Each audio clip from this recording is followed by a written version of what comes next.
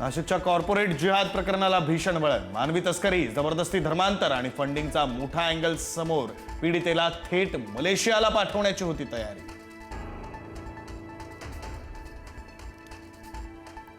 नाशिकच्या TCS कंपनीतील अत्याचार, धर्मांतर प्रकरणात धक्कादायक माहिती समोर. कंपनीतील कर्मचाऱ्यांनी पीडित तरुणीवर रिसॉर्टमध्ये अत्याचार केल्याचा संशय. जबरदस्तीने टेकडी आणि रिसॉर्टवर नेल्याची पीडितेने केली होती तक्रार.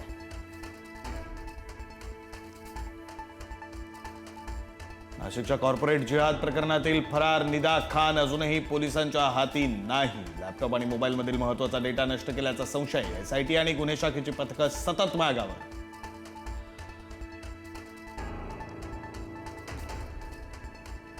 बोंधो अशोक खरात प्रकरणात ईडीने जप्त केल्या 2 गुन्ह्या कागदपत्र. नाशिक, सिन्नर आणि पुण्यात सलग 2 दिवस छापेमारी. मोठ्या व्यवहारांचा उलगडा तसंच बड्या सरकारी अधिकाऱ्यांचं कनेक्शन समोर येण्याची शक्यता. बाकी सुनेत्रा पवारांसाठी पुतण्या रोहित पवार मैदानात. रोहित पवार आजपासून बारामती पोटनिवडणुकीसाठी प्रचार करणार. सलग 3 दिवस बारामतीत प्रचार सभा घेणार. अकोल्याचे अप्पर जिल्हाधिकारी प्रमोद गायकवाड यांच्यावर गुन्हा दाखल. उद्योजकांकडे पैशांची मागणी करत असल्याचा गंभीर आरोप. जिल्हाधिकाऱ्याची कथित ऑडिओ क्लिपही व्हायरल. मधल्या वरळीमध्ये डीजे लावण्यावरून पोलीस आणि भीम अनुयायांमध्ये वाद. पोलिसांनी डीजे लावण्यास मनाई केल्यानंतर लाईट बंद करून रहिवाशांकडून निषेध. काही काळ वादानंतर पोलिसांकडून डीजे लावण्यास परवानगी.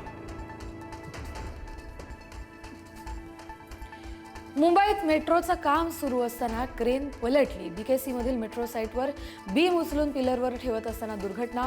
सुदैवानं कोणत्याही प्रकारची जीवितहानी नाही.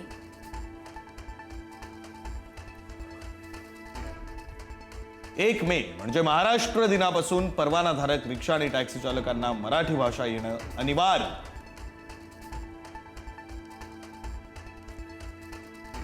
सोन्या चांदीच्या दरात पुन्हा वाढ. सोनं 1,500 तर चांदी 11,000 वधारली.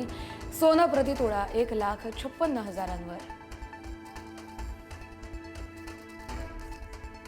राज्यासह विदर्भामध्ये तापमानात वाढ. अकोल्यामध्ये सर्वाधिक 44 अंश तापमानाची नोंद, तर यवतमाळ आणि वर्ध्यामध्ये 42.2 अंशावर तापमान.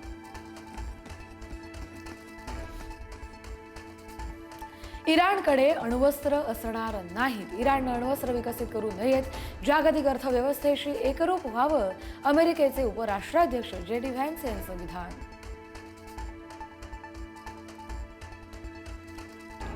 अमेरिकेकडून इराणी बंदरावर जाणाऱ्या जहाजांना नाकेबंदी. अमेरिकेच्या नाकेबंदीनंतरही 3 देशांचा टँकर हॉर्मुझ पार.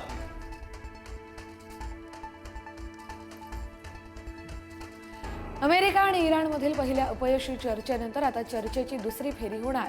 दोन्ही देशांची शिष्टमंडळं 2 ते 3 दिवसात इस्लामाबादला जाणार. अमेरिकेचे राष्ट्राध्यक्ष डोनाल्ड ट्रम्प आणि नरेंद्र मोदींमध्ये फोनवरून चर्चा. भारत अमेरिका संबंधांवर दोन्ही नेत्यांमध्ये 40 मिनिटं चर्चा झाल्याची माहिती.